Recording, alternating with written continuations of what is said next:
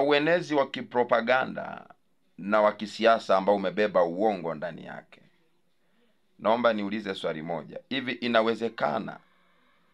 inawezekanaje? Hii haiwezekani. Chadema hamtakuwa sababu ya kutuvuruga kwenye nchi hii, na CCM hamtakuwa sababu kutuvuruga kwenye nchi hii. Sasa nauliza swali kwa CCM.